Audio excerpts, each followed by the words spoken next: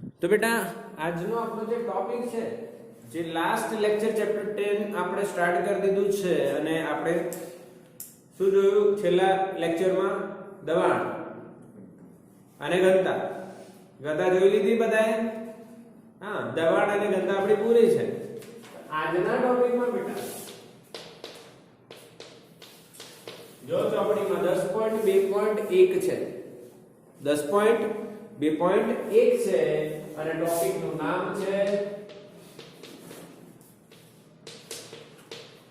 પાસ્કલનો નિયમ.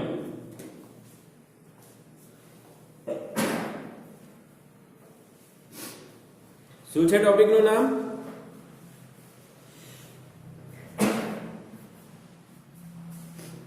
પાસ્કલનો નિયમ.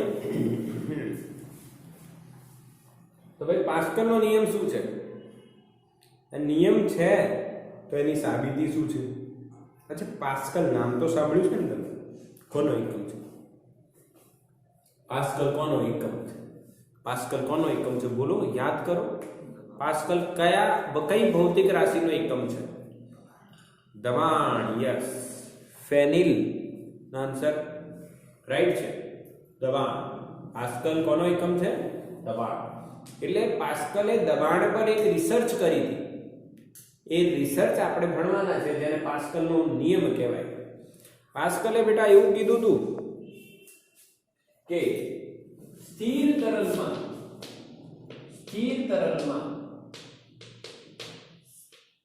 એક સમાન ઊંચાઈએ દબાણ સમાન હોય છે.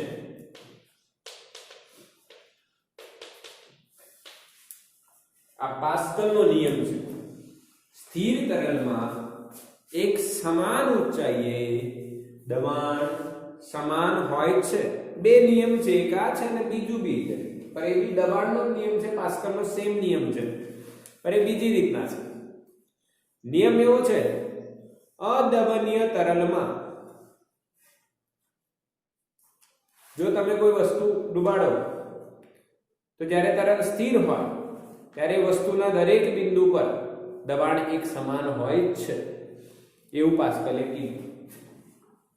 બરાબર? હા કે ના? યસ. હવે આની સાબિતી જોઈએ તો માની તો સાબિતી માટે આપણે એક બીકર લેવાનું બેટા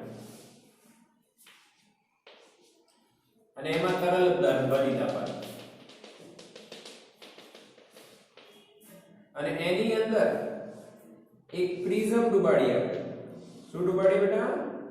પ્રિઝમ. આકૃતિ જોજો મેં કઈ રીતના દોરી. આ પ્રિઝમ અંદર ડુબાડ્યો ત્રિકોણાકાર. આવો જોઈએ ને? પ્રિઝમ જોયો હોય તો તમે આવો જોઈએ. યસ, અહીંયા અજીબ દેખાય પર અજીબ છે નહીં, સિમ્પલ આવો જોઈએ.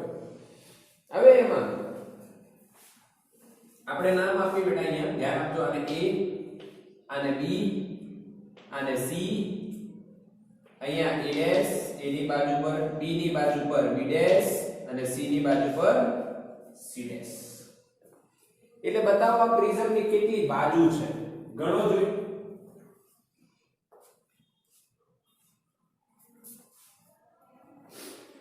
કેટલી બાજુ થઈ પ્રિઝમની બોલો? કેટલી બાજુ થઈ પ્રિઝમની બોલો? તો પ્રિઝમ ત્રિકોણ છે, ત્રિકોણાકાર છે, એટલે ત્રણ બાજુ તો થઈ અને એક આ બાજુ અને એક પાછળની, એટલે ટોટલ કેટલી બાજુ થાય? 5. કેટલી થઈ? 5. આ બધી બાજુ પર દબાણ લાગશે. બધી બાજુ પર શું લાગશે? દબાણ લાગશે. NCERT માં તમે જોશો તો તમને FA, FB અને FC એવા નામ આપેલા છે. આપે છે ને? FA, FB, FC કોઈ પણ નામ તમે લઈ શકો છો, કોઈ ફરક પડતો નથી. આપણે આપણી રીતના અમુક નામ લઈશું અને આકૃતિ પણ અલગ દોરીશું. અહીંયા ધ્યાન આપવાની વાત છે ને, સમજવાની વાત છે. મેં બેટા અહીંયા ABC દોરું છું. શું દોર્યું મેં? ABC. ક્લિયર? હવે એનસીઆરટી પ્રમાણે લઈએ છે તો નીચેથી બળ Fa લાગે છે. નીચેથી બળ કેટલો લાગે છે બેટા? Fa. અહીંયા કયો બળ છે? બોલો. Fb. અને અહીંયા કયો બળ છે? તો કે Fc. આપણે ત્રણ સપાટી જોઈ. એક સપાટી આ છે આખી A dash C dash C, બીજી સપાટી આ વાળી B dash C dash C અને ત્રીજી સપાટી આ વાળી A dash B dash B. એટલે ત્રણ સપાટી પર ત્રણ બળ લાગશે. ઓકે. હવે ધ્યાન આપવાની વાત એવી છે બેટા, ધ્યાન આપવાની વાત એવી છે, આ સપાટીનું ક્ષેત્રફળ નીચે તરફ હશે, જેને હું A કહીશ. આ સપાટી જે છે એનું ક્ષેત્રફળ એને લંબ હોય A નીચે તરફ, એટલે નીચે તરફ છે. અહીંયા ધ્યાન રાખજો, કોઈ પણ સપાટી હોય એનો ક્ષેત્રફળ સદિશ લખી લેજો બધા. કોઈ પણ પૃષ્ઠ નો ક્ષેત્રફળ સદિશ, કોઈ પણ પૃષ્ઠનો ક્ષેત્રફળ સદિશ હંમેશા પૃષ્ઠને લંબ હોય, હંમેશા પૃષ્ઠને લંબ હોય. આ પહેલા સેમમાં મેં ભણાવ્યું હતું આવું, આમ કરીને મેં બતાવ્યું, યાદ છે ને? આ પૃષ્ઠ હોય તો એનું ક્ષેત્રફળ સદિશ કાં તો આ બાજુ હોય કાં તો આ બાજુ હોય. આપણને જે બાજુ લેવું હોય યોગ્ય સંજ્ઞા પદ્ધતિ સાથે આપણે લઈ શકીએ, યોગ્ય દિશા સાથે. તો અહીંયા જે આ પૃષ્ઠ છે એનું ક્ષેત્રફળ સદિશ અહીંયા આવે તો આનું આ પૃષ્ઠનું કઈ બાજુ આવશે? આ બાજુ ને. તો અહીંયા આનું ક્ષેત્રફળ સદિશ એને મેં લખ્યું AC, અને અહીંયા જે ક્ષેત્રફળ સદિશ થશે બેટા AC ને લંબ, ધેટ ઇઝ થોડું મોટું દોરવું પડશે, એનું કારણ હમણાં ખબર પડશે તમને, મજા આવશે. AC અને અહીંયા બળ લાગે છે FC. બોલો પાક્કું? હા કે ના બેટા? યસ. સમજણ પડી બધાને? યસ ઓર નો? બળ ક્ષેત્રફળ, બળ ક્ષેત્રફળ, સપાટીને લંબ બળ અને સપાટીને લંબ ક્ષેત્રફળ, ત્રણેયમાં એક જ વાત કરી છે, એક જ વાત. હવે સંતુલન સ્થિતિ હોય બેટા, કઈ સ્થિતિ? સંતુલન સ્થિતિમાં, એટલે સ્થિર તરલ હોય એટલે સંતુલન કહેવાય, અને સંતુલન સ્થિતિમાં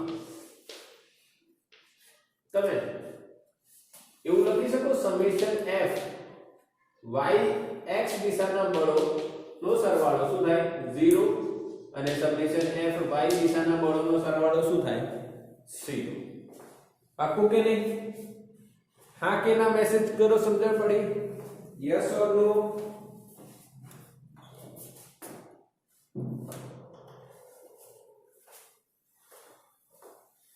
યસ યસ. બધાને ખબર પડી રહી છે?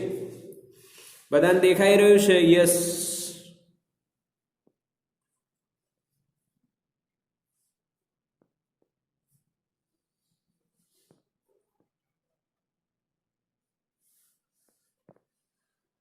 દેખાય છે ને? ક્લિયર?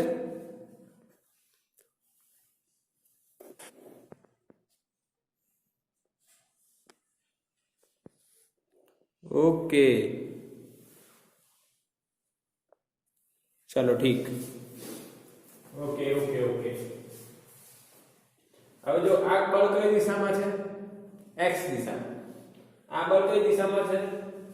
y દિશામાં. તો આ બળ કઈ દિશામાં છે? તો કે ના x અને ના y. એટલે એના ઘટકો લેવા પડશે. ઘટક લેવા માટે એને પૃષ્ઠમાંથી આપણે xy વિચારી લેવાનું. ક્યાંથી? પૃષ્ઠમાંથી. શું વિચારી લેવાનું? xy. સિમિલરલી આ ક્ષેત્રફળ સદિશ નું પણ આપણે એની પૃષ્ઠમાંથી શું વિચારી લેવા બેટા? xy. એટલે આ બંનેના ક્ષેત્રફળનો સદિશ અને બળનો સદિશ FC અને AC બંને આડા ફાટ્યા છે. આ y દિશામાં છે આ બંને, આ બંને x દિશામાં છે પર આ બંને ના x માં છે ના y માં એટલે આપણે આપણું જોર લગાવવું પડશે અને બંનેને કઈ દિશામાં લઈ આવવું પડશે x અથવા y દિશામાં લઈ આવવું પડશે તો ઘટકો લઈશું તો ઘટકો માટે ખૂણા જોઈએ બેટા માની લો આ ખૂણો મેં લઉં છું બેટા આ વાળો ખૂણો પ્રિઝમનો આ ખૂણો મેં થીટા લીધો કયો લીધો થીટા તો બેટા અહીંયા z બનશે આ ખૂણો બી શું થાય થીટા તો આ 90 અને આ થીટા તો 90 માઈનસ થીટા તો આ પણ થીટા થાય હા કે ના જેસો નો ધ્યાન આપજો સમજણ પડી હા કે ના સમજણ પડી ને આ થીટા તો આ થીટા ના 90 આ થીટા ના 90 તો આ 90 માઈનસ થીટા સમજ પડે હવે આ 90 માઈનસ થીટા તો આ થીટા સમજ પડે ને યસ યસ યસ ખબર પડે ભાઈ હા કે ના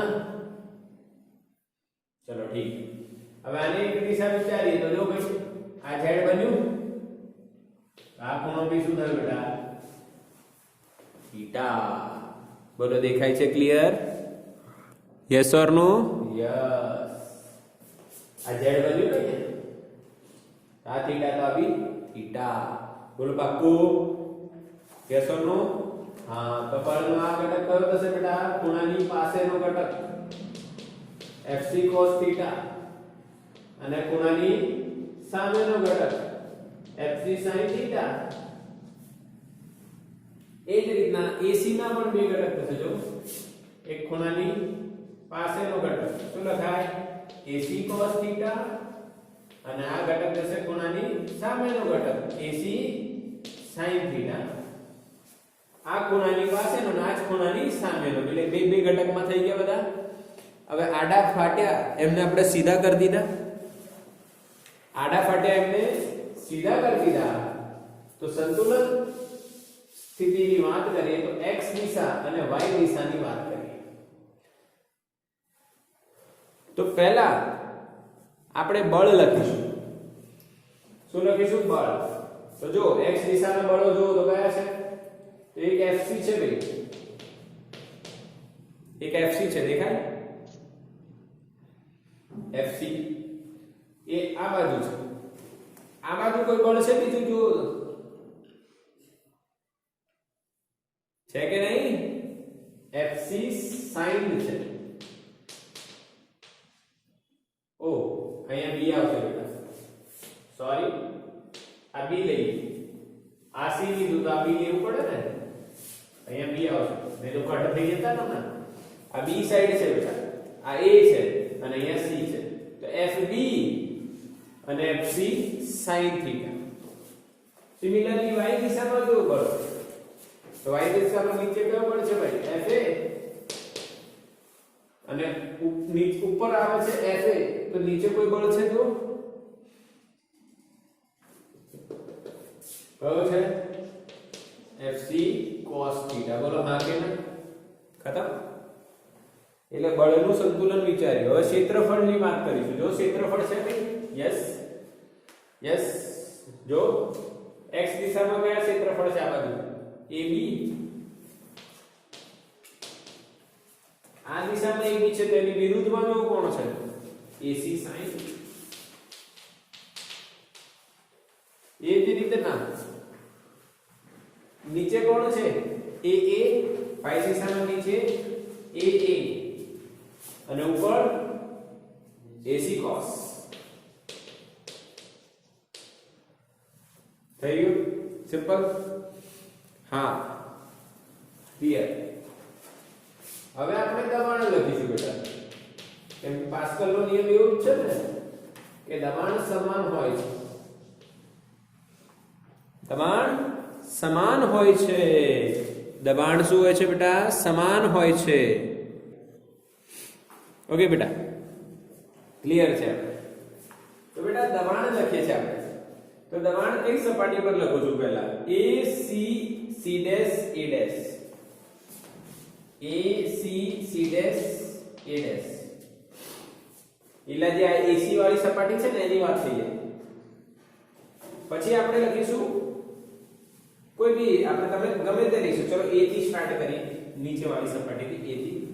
તો B C C dash B dash, B C B dash C dash, sorry not B dash, C dash B dash. Okay, B C C dash B dash નીચે વાળી સપાટી આવી ગઈ. વાળી સપાટીની વાત કરીએ A B B dash A dash, A B B dash A dash. આ સપાટી પર વાત કરીશું. અને છેલ્લે કઈ આ વાળી A C વાળી A C C dash A dash. આ ત્રણ સપાટી પર દબાણ લખી. ઓકે, ત્રણ જુદી જુદી સપાટી છે, ત્રણ જુદી જુદી સપાટી છે, છતાંય દબાણ સરખું આવવું જોઈએ એવું જ તો કે છે પાસ્કલ નો નિયમ. સમજ્યા કે નહીં સમજ્યા? પાસ્કલ નો નિયમ શું કહે છે એ ખબર પડે બેટા તમને? Okay, let's start. BC આ વાળી રહી નીચે સપાટી, એમાં બળ કેટલું આવે? દબાણ લખવું હોય તો બળ ભાગ્યા ક્ષેત્રફળ. થઈ ગયું? બળ ભાગ્યા ક્ષેત્રફળ. આના પર PB FB બાય AB અને છેલ્લું PC FC લંબ બળ કયો? FC અને ક્ષેત્રફળ કેટલું બેટા? AC. તો ત્રણેયના દબાણ સરખા છે કે જુદા જુદા છે? તો તમે કહેશો સાહેબ જુદા જુદા છે, જોવો તો ખરી. તો આને નંબર હું આપું 1 કે 3 આપું. આને કોઈ નંબર નથી આપતા કેમ કે એને હમણાં કન્વર્ટ કરીશું. જો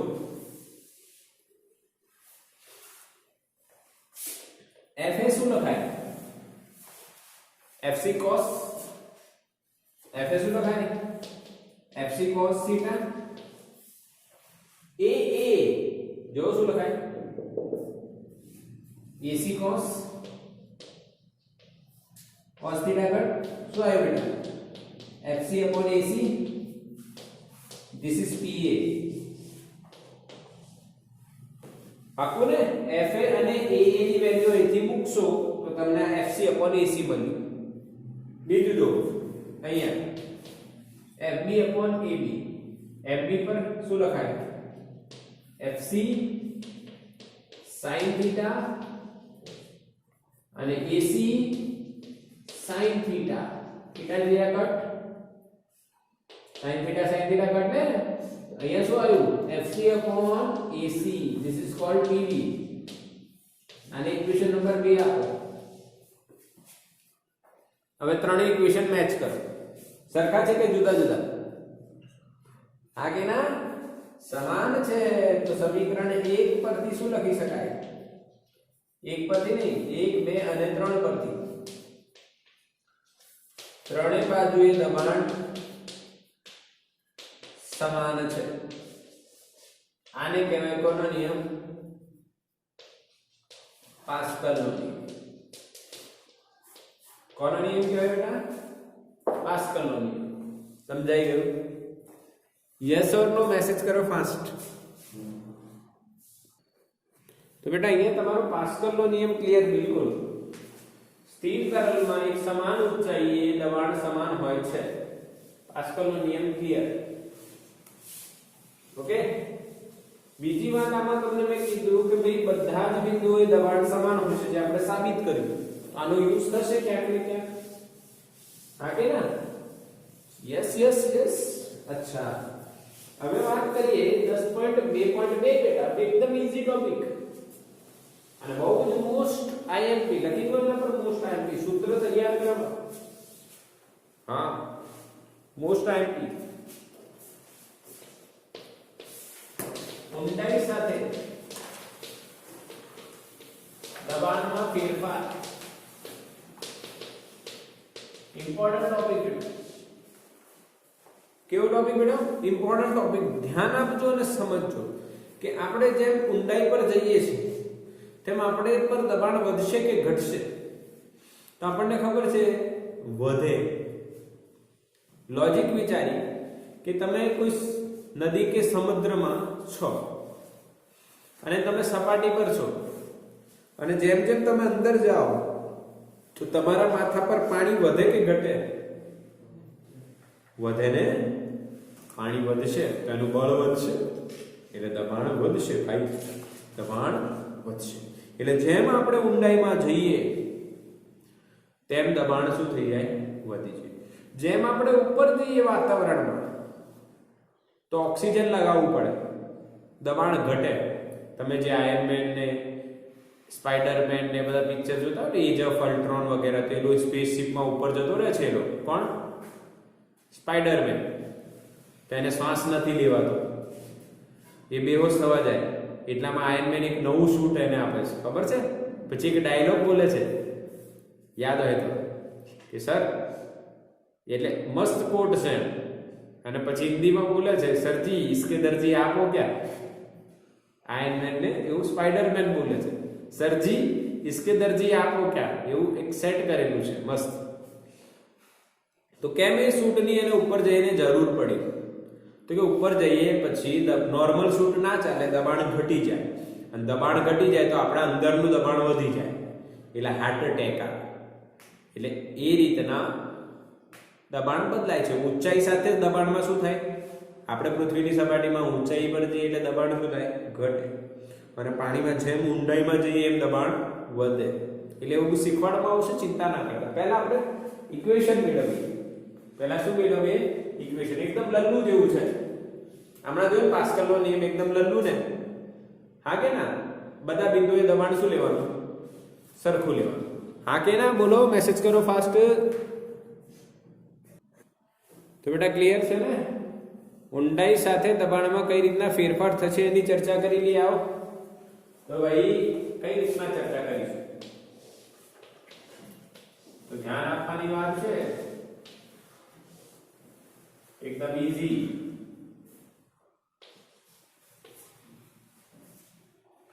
આ તરલ છે બેટા. શું છે અંદર? તરલ ભરેલું છે. દેખાય કે નહીં દેખાય? અંદર શું ભરેલું છે? તરલ ભરેલું છે. યસ ઓર નો? અંદર શું ભરેલું છે બેટા? તરલ ભરેલું છે. એ તરલમાં ધ્યાન આપજો, અહીંયા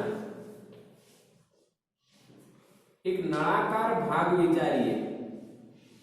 હવે આ નળાકાર શેનો નળાકાર છે? આ કોઈ નળાકાર કશી વસ્તુનો નળાકાર નથી ભાઈ.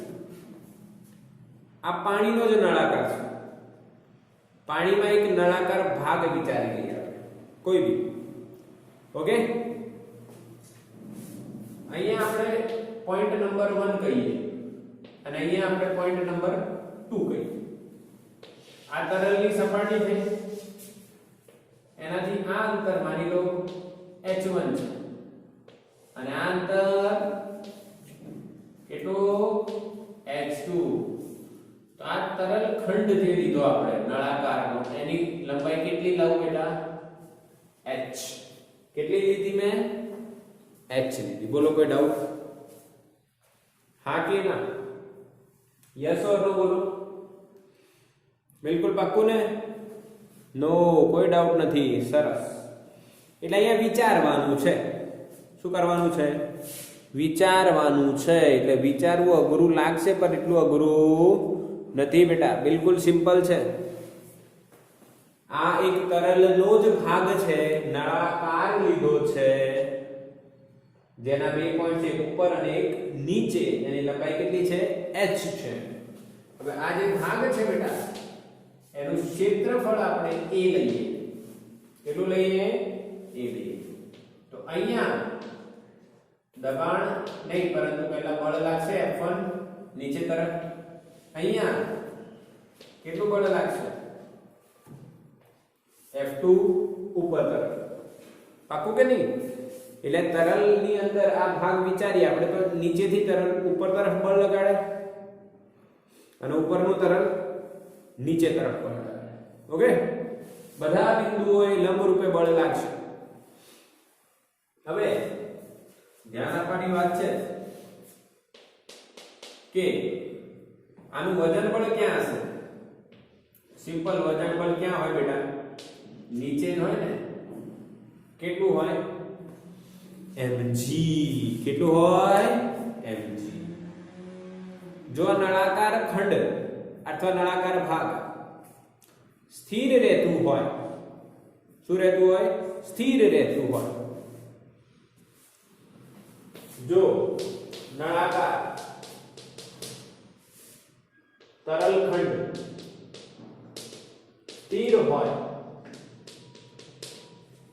તો શું થાય? તો તેના પર લાગતા કુલ બળોનો સરવાળો શું થવું જોઈએ બેટા? 0. કઈ દિશામાં? તો કે બેટા y દિશામાં. જો આ ઉપર આવે તો F2 બળ વધારે છે, જો આ નીચે જાય તો F1 બળ વધારે છે. હા કે ના? તો ભાઈ સર તમે વાત તો બરાબર કહો છો, વાત તો બરાબર કહીએ છે. તો ઉપર આવતા બળો ધન લખીએ તો F2 is positive, અને નીચે વાળા ઋણ લખીએ તો -F1 -mg is equal to શું લખાય? 0 લખાય ભાઈ. અરે હા કે ના? હવે તમને ખબર છે કે દબાણ એટલે શું લખાય? બળ ભાગ્યા ક્ષેત્રફળ. તો બળ શું લખાય બેટા? દબાણ ગુણ્યા ક્ષેત્રફળ. તો અહીંયા હું 1 લખું તો P1 લખાય, અને 2 લખું તો શું લખાય? P2 * A. અરે હા કે ના? F2 બળ ક્ષેત્રફળ A, તો F2/A એટલે દબાણ થઈ ગયું P2. તો બળ બરાબર શું લખાય? દબાણ ગુણ્યા ક્ષેત્રફળ. તો એનું દબાણ P2 ગણીએ તો P2 ગુણ્યા ક્ષેત્રફળ, એનું દબાણ P1 ગણીએ તો P1 ગુણ્યા ક્ષેત્રફળ. અહીંયા લખીશું mg ની બાજુ લઈ જાઓ તો અહીંયા શું થશે? P2A - P1A. યસ ઓર નો? સમજ્યા પડી? યસ. હવે mg ને શું લખાય ભાઈ? m ને શું ઘનતા ગુણ્યા કદ લખાય? દળ એટલે શું? ઘનતા ગુણ્યા કદ. કદ એટલે શું? નળાકાર છે તો ક્ષેત્રફળ ગુણ્યા ઊંચાઈ. હા કે ના? નળાકારનું ક્ષેત્રફળ a અને ઊંચાઈ કેટલી? h. તો નળાકારનું કદ કેટલું લખાય? ah. કેટલું લખાય? ah. એ આવ્યું નીચે. આ જે નળાકાર વર્તુળાકાર ભાગ છે, વર્તુળાકાર ભાગ એનું ક્ષેત્રફળ πr² એટલે a, અને ઊંચાઈ કેટલી? h. તો નળાકારનું કદ કેટલું લખતા હતા? πr² * h. πr² ની જગ્યાએ શું છે? a, એટલે કદ શું થશે? ah. તો અહીંયા હું લખી શકું છું ભાઈ ρ ah * g. અહીંયા લખાય P2 - P1, અને a બહાર આવી ગયું. બંને બાજુ a છે, a કટાઈ ગયું. તો P2 - P1 = શું આવશે? ρgh. Yes or? આનો મતલબ શું? 1 બિંદુ પાસે દબાણ કેટલું છે? P1, અને એની h ઊંડાઈએ તમે ગયા તો દબાણ કેટલું થઈ ગયું? P2. તો દબાણનો કેટલો ફેરફાર થયો ઊંડાઈ સાથે? P2 - P1 બરાબર ρgh. ρ શું છે ભાઈ? ઘનતા. કોની ઘનતા? તરલની ઘનતા બેટા. કોની ઘનતા છે? તરલની ઘનતા છે. પાક્કું? Yes or no? Yes or નો બોલો. અહીંયા m બરાબર આપણે ઘનતા ગુણ્યા કદ લખીએ, અને કદ એટલે ક્ષેત્રફળ ગુણ્યા h લખીએ. આ બે વસ્તુનો આપણે યુઝ કર્યું છે ત્યાં. m ની જગ્યાએ ρ એ h લખી નાખ્યું. ક્લિયર? અચ્છા, હવે વાત કરીશું એક લોજિકલ વાત. ધ્યાન આપજો. જે ખંડ આપણે તરલની સપાટીથી સ્ટાર્ટ થતો માનીએ, એટલે 1 બિંદુ અહીંયા માનીએ તો P1 ની જગ્યાએ શું લખાય? PO. PO એટલે બેટા કોનું દબાણ? વાતાવરણનું દબાણ. કોનું દબાણ? વાતાવરણ. કેમ કે તરલની સપાટી પર ઉપર કોણ છે? તો કે વાતાવરણ. એ વાતાવરણનું દબાણ PO. અને અહીંયા જે 2 બિંદુ છે ત્યાં P2 ને આપણે શું માની લઈએ? P. તો સૂત્ર શું બની જશે? P minus P naught is equals to rho GH. Yes or no? समीकरण 1 पर आ રહ્યું સમીકરણ 1 એમાં P2 ની જગ્યાએ P અને P1 ની જગ્યાએ P naught. હા કે ના બેટા? ક્લિયર કે નહીં? યસ યસ, ધ્યાન આપજો. તો P બરાબર કેટલું લખાય? P બરાબર કેટલું લખાય? P naught plus rho GH. P naught ને આ બાજુ એટલે શું લખાય? P naught plus rho GH. બોલો પાક્કું? હા કે ના? આટલી થિયરી સમજ્યા પછી હવે તમારે એવું યાદ રાખવાનું દીકરાઓ, બોલો શું યાદ રાખશો બેટા? શું યાદ રાખશો? આખી થિયરી યાદ રાખીશું સર, કન્સેપ્ટ યાદ રાખીશું, છેલ્લે ઇક્વેશન યાદ રાખીશું. ઇક્વેશન શું છે સમજો, ફીલ કરો. સપાટી પર દબાણ કેટલું હતું? P0 અને તમે h ઊંડાઈએ ગયા, રો ઘનતા ધરાવતા તરલમાં h ઊંડાઈએ ગયા તો દબાણ કેટલું થઈ ગયું? P0 હતું, કેટલું વધી ગયું? rho GH. કેટલું વધી ગયું? rho GH. યસ ઓર નો? અચ્છા બેટા, આ દબાણને આપણે ગેજ દબાણ પણ કહીએ છીએ. Pg બરાબર P minus P0 બરાબર rho GH ને આપણે કયું દબાણ કહીએ છીએ? ગેજ દબાણ. કયું દબાણ કહેવાય? ગેજ દબાણ. અને P બરાબર P0 plus rho GH જે બન્યું આપણું, એને આપણે કહીએ છીએ નિરપેક્ષ દબાણ. શું કહીએ છીએ બેટા? નિરપેક્ષ દબાણ. ઓલું કયું? ગેજ દબાણ. આ કયું? નિરપેક્ષ દબાણ. એટલે ગેજ દબાણ અને નિરપેક્ષ દબાણ. પાકો? અચ્છા, ગેજ દબાણનો મતલબ શું છે? તો કે આટલો જે ભાગ છે, આટલા ભાગ h ઊંડાઈએ જતા આટલો જે ભાગ છે, h ઊંડાઈનો ભાગ છે, એ ઊંડાઈ વડે ઉત્પન્ન થતું દબાણ, એટલે એને કયું દબાણ કહેવાય? ગેજ દબાણ. પાકો? અને 2 નંબરના બિંદુએ કુલ દબાણ કેટલું? તો ઉપરથી P0 + rho GH, એટલે P0 + rho GH, એને કુલ દબાણ કહીએ, એટલે નિરપેક્ષ દબાણ. જ્યારે આ કયું દબાણ કહેવાય? ગેજ દબાણ અથવા સાપેક્ષ દબાણ. આ નિરપેક્ષ, આ સાપેક્ષ. એટલે તમારા હવે 2 સૂત્રો હંમેશા માટે યાદ રાખવાના. કયા 2 સૂત્રો? કે ભાઈ નિરપેક્ષ દબાણ એટલે શું? તો P0 plus, અને સાપેક્ષ દબાણ એટલે શું? ગેજ દબાણ એટલે શું? ખાલી rho GH. ખાલી rho GH. rho શું છે? rho શું છે? તરલની ઘનતા. rho શું છે ભાઈ? તરલની ઘનતા. પાકો? યસ ઓર નો? આ 2 સૂત્રો તમારે બોક્સ બનાવી દેવા અને યાદ રાખવા હંમેશા માટે. મોસ્ટ IMP આગળ કોઈ બી દાખલા ગણવાના હશે એટલે rho GH અને rho GH બોલીશું બધા. P minus P0 બરાબર શું બેટા? rho GH. rho GH, જેને કયું દબાણ કહેવાય? ગેજ દબાણ. આને કયું દબાણ કહેવાય? નિરપેક્ષ દબાણ. સ્ક્રીનશોટ લો આનું. ચલો જલ્દી.